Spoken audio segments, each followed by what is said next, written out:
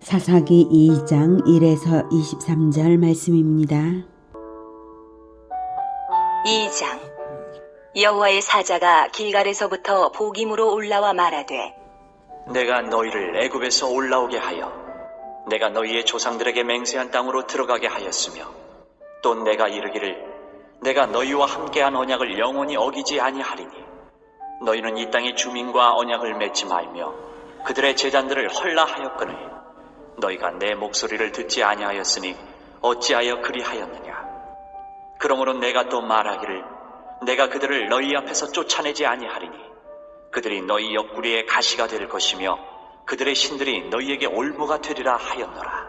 여호와의 사자가 이스라엘 모든 자손에게 이 말씀을 이르매 백성이 소리를 높여 운지라. 그러므로 그곳을 이름하여 보김이라 하고 그들이 거기서 여호와께 제사를 드렸더라. 전에 여호수아가 백성을 보내매 이스라엘 자손이 각기 그들의 기업으로 가서 땅을 차지하였고, 백성이 여호수아가 사는 날 동안과 여호수아 뒤에 생존한 장로들 곧 여호와께서 이스라엘을 위하여 행하신 모든 큰 일을 본 자들이 사는 날 동안에 여호와를 섬겼더라. 여호와의 종 눈의 아들 여호수아가 110세에 죽음에 무리가 그의 기업의 경내 에브라임 산지 가하스산 북쪽 딥낫 헤레스에 장사하였고, 그 세대의 사람도 다 그 조상들에게로 돌아갔고, 그 후에 일어난 다른 세대는 여호와를 알지 못하며 여호와께서 이스라엘을 위하여 행하신 일도 알지 못하였더라. 이스라엘 자손이 여호와의 목전에 악을 행하여 바알들을 섬기며 애굽 땅에서 그들을 인도하여 내신 그들의 조상들의 하나님 여호와를 버리고 다른 신들 곧 그들의 주위에 있는 백성의 신들을 따라 그들에게 절하여 여호와를 진노하시게 하였으되, 곧 그들이 여호와를 버리고 바알과 아스다롯을 섬겼으므로 여호와께서 이스라엘에게 진노하사 노략하는 자의 손에 넘겨주사 그들이 노략을 당하게 하시며, 또 주위에 있는 모든 대적의 손에 팔아넘기심에 그들이 다시는 대적을 당하지 못하였으며, 그들이 어디로 가든지 여호와의 손이 그들에게 재앙을 내리시니 곧 여호와께서 말씀하신 것과 같고 여호와께서 그들에게 맹세하신 것과 같아서 그들의 괴로움이 심하였더라. 여호와께서 사사들을 세우사 노략자의 손에서 그들을 구원하게 하셨으나 그들이 그 사사들에게도 순종하지 아니하고 오히려 다른 신들을 따라가 음행하며 그들에게 절하고 여호와의 명령을 순종하던 그들의 조상들이 행하던 길에서 속히 치우쳐 떠나서 그와 같이 행하지 아니하였더라.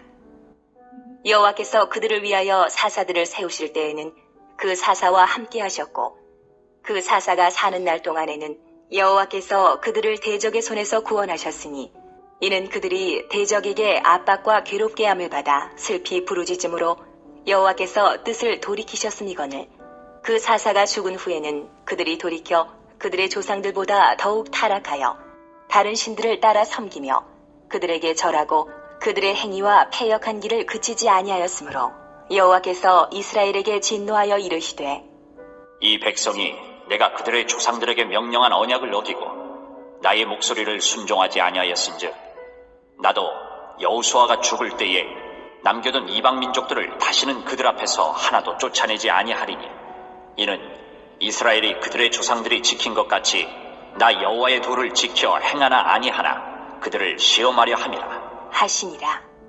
여호와께서 그 이방 민족들을 머물러 두사 그들을 속히 쫓아내지 아니하셨으며 여호수아의 손에 넘겨주지 아니하셨더라. 사랑하는 형제 여러분, 11월 12일 금요일 새벽 묵상에 오신 것을 환영합니다.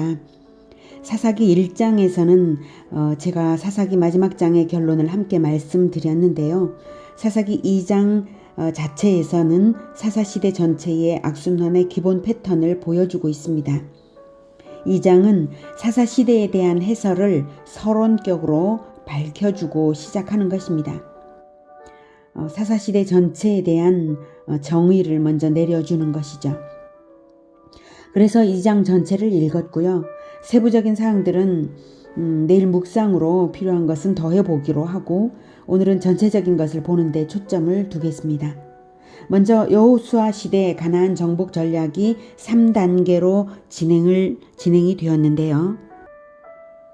1단계는 거점을 정복했고 2단계는 제비뽑기를 해서 미정복 지역에 대한 제비뽑기를 해서 각 지파의 영역을 확정했고 3단계는 각 지파별 각계 전투로서 제비뽑은 땅의 정복을 하기로 한 것입니다. 그래서 3단계가 사사기에 해당된다는 것을 이미 말씀드린 바가 있고요. 그래서 하나님께서 언약하신 모든 땅을 정복한 상태가 아니라서 사사시대 당시의 이스라엘 점령 지역을 지도로 보면 이렇습니다. 음영이 좀 희미하게 되어 있죠. 요렇게 이쪽이 음영이 보이시죠? 요렇게 그리고 요 부분 요렇게 그리고 이 요단강 동쪽은 이미 정복한 지역이었고요. 그리고 처음에 정복한 지역이었고요. 이제 나중에 거점 정복을 한 부분이 이 부분들입니다. 이렇게요. 이쪽에도 정복이 되어 있고요. 자, 원래 하나님께서 언약하신 영역은 이 지도상에서 가나안 서쪽 전체가 다 들어갑니다. 이 전체가. 그런데 지도를 보니까 점령된 지역 반, 미점령 지역 반이죠. 그래서 이스라엘이 거주하며 살만도 했기 때문에 타협의 여지가 많았던 것입니다. 1절 여호와의 사자가 길갈에서부터 보김으로 올라와 말하되 내가 너희를 애굽에서 올라오게 하여 내가 너희의 조상들에게 맹세한 땅으로 들어가게 하였으며 또 내가 이르기를 내가 너희와 함께한 언약을 영원히 어기지 아니하리니 너희는 이 땅의 주민과 언약을 맺지 말며 그들의 제단들을 헐라 하였거늘 너희가 내 목소리를 듣지 아니하였으니 어찌하여 그리하였느냐. 그러므로 내가 또 말하기를 내가 그들을 너희 앞에서 쫓아내지 아니하리니 그들이 너희 옆구리에 가시가 될 것이며 그들의 신들이 너희에게 올무가 되리라 하였노라. 먼저 1절에 나오는 여호와의 사자는 구약시대에 나타내신 하나님의 아들 예수 그리스도이십니다. 이 말씀의 내용이 이 전체의 말씀의 내용이 바로 하나님이신 것을 알 수가 있죠. 삼위일체의 하나님이시고 여호와의 사자이시니까 예수 그리스도이십니다. 이스라엘이 언약을 어겼다는 사실을 분명히 말씀하시면서 이스라엘이 행한 대로 갚아주시겠다고 하십니다. 너희들이 쫓아내지 않으니 나도 쫓아내지 않겠다 하신 것입니다. 행한 대로 갚으시는 것입니다. 길갈에서부터 보김으로 올라왔다는 것은 보김은 베델로 추정되고 있고요. 성막이 길갈에서 베델로 이동된 시기에 베델에서 나타나 말씀하신 것을 뜻합니다. 시기를 말씀하신 것이고 그만큼 기다릴 만큼 기다렸는데 이스라엘이 실천을 안 하니까 마침내 이렇게 말씀하신 것입니다. 이스라엘의 실천은 7절을 보면 백성이 여호수아가 사는 날 동안과 여호수아 뒤에 생존한 장로들 곧 여호와께서 이스라엘을 위하여 행하신 모든 큰 일을 본 자들이 사는 날 동안에 여호와를 섬겼다고 했죠. 그때뿐이었다는 것입니다. 네. 그래서 여호수아가 살아있을 때와 여호수아와 함께 있었던 장로들 그 당대의 지도자들이 살아있을 때까지만 섬겼다는 것입니다. 그래서 세대가 바뀌니까 신앙을 배반한 것입니다. 그래서 결국 10절에 그 세대의 사람도 다 그 조상들에게 돌아갔고 그 후에 일어난 다른 세대는 여호와를 알지 못하며 여호와께서 이스라엘을 위하여 행하신 일도 알지 못하였더라. 교육이 없었다는 걸 분명히 보여주고 있습니다. 교육이 없었기 때문에 알지 못하였기 때문에 신앙을 버리고 언약을 배반한 것입니다. 그랬기 때문에 이제 혼란의 시대를 맞이했습니다. 12절 애굽 땅에서 그들을 인도하여 내신 그들의 조상들의 하나님 여호와를 버리고 다른 신들 곧 그들의 주위에 있는 백성의 신들을 따라 그들에게 절하여 여호와를 진노하시게 하였으되 곧 그들이 여호와를 버리고 바알과 아스타롯을 섬겼으므로 여호와께서 이스라엘에게 진노하사 노력하는 자의 손에 넘겨주사 그들이 노력을 당하게 하시며 또 주위에 있는 모든 대적의 손에 팔아 넘기심에 그들이 다시는 대적을 당하지 못하였으며 그들이 어디로 가든지 여호와의 손이 그들에게 재앙을 내리시니 곧 여호와께서 말씀하신 것과 같고 여호와께서 그들에게 맹세하신 것과 같아서 그들의 괴로움이 심하였더라. 이때 여호와께서 14절에 대적의 손에 팔아 넘기셨다는 것은 여호와께서 대적들의 침략을 유도하셨다기보다는 대적들의 침략의 가능성이 전에도 있었지만 이스라엘을 보호하시는 중이셨는데 이제는 이스라엘을 보호하지 않으시고 유기하여 방치하신 것을 의미하는 것입니다. 이스라엘이 실천적으로 도전하고 언약대로 할 때는 보호하시면서 승리케 하셨는데 이제는 유기하며 방치하신 것입니다. 하나님의 손에서 떨어져 나가는 것 자체가 심판이고 망조인 것입니다.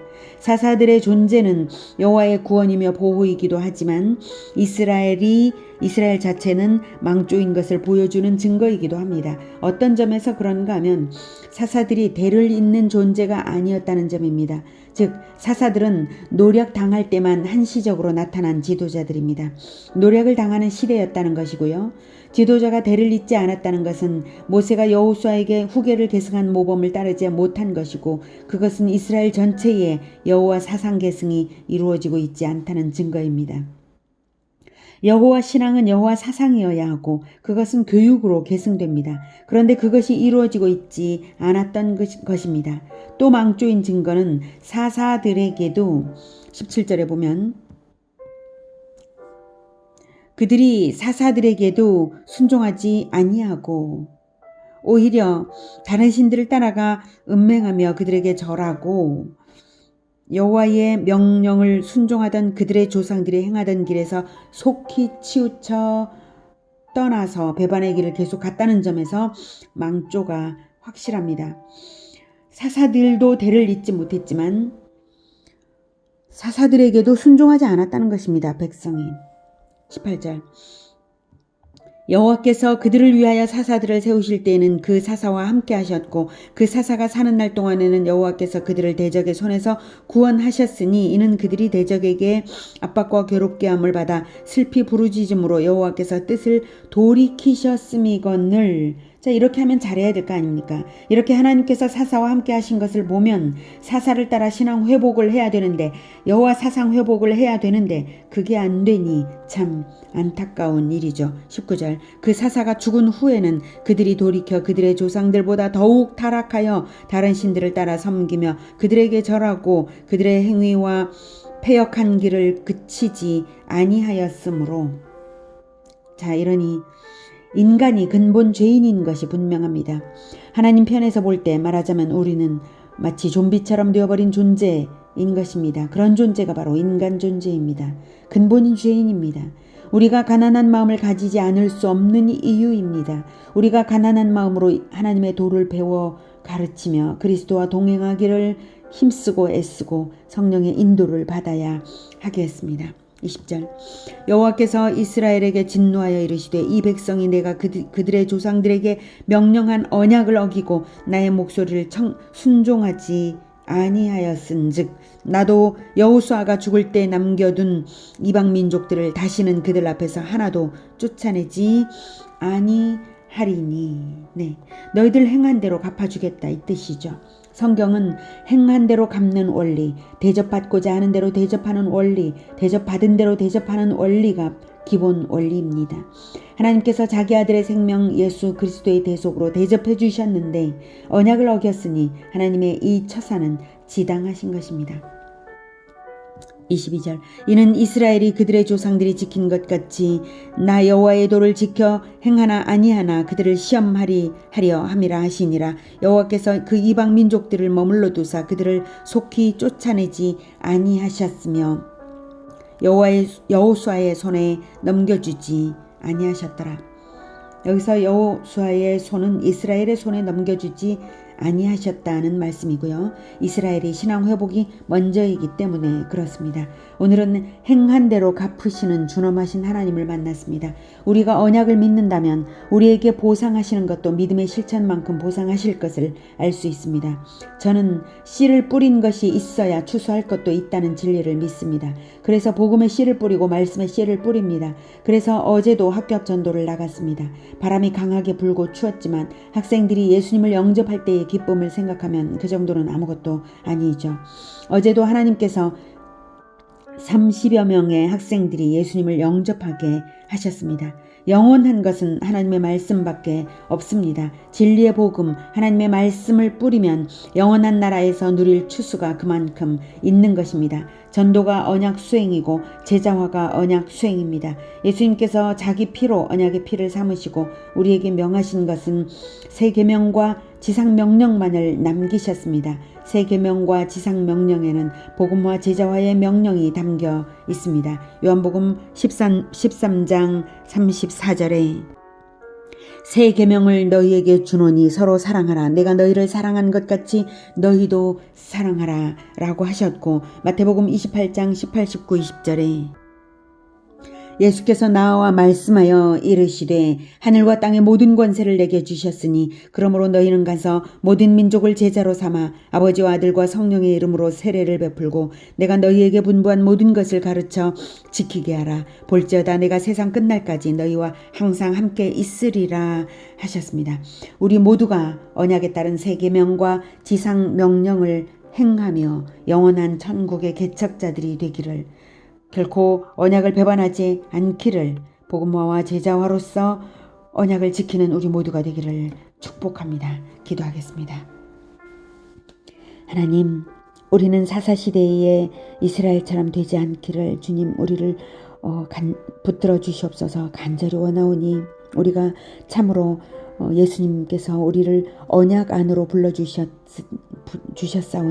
새 계명을 지키고 지상 명령을 지키면서 복음과 제자화의 삶을 온전히 실행하여서 하나님께서 우리에게 약속하신 온천하의 땅들을 얻어가고 온천하의 모든 영혼들을 하나님께 올려드리며 하나님께서 준비하신 새하늘과 새 땅을 받기에 합당한 그러한 새 이스라엘이 되게 하여 주시옵소서. 하나님, 우리에게 믿음을 더욱 굳건하게 하여 주시어서 담대하게 나아가 복음화하고 또한 지속적으로 마음을 붙들어 제자화의 삶을 살 수 있도록 주님 도와 주시옵소서.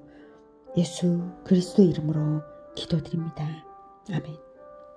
이어지는 시간은 개인 기도 시간입니다.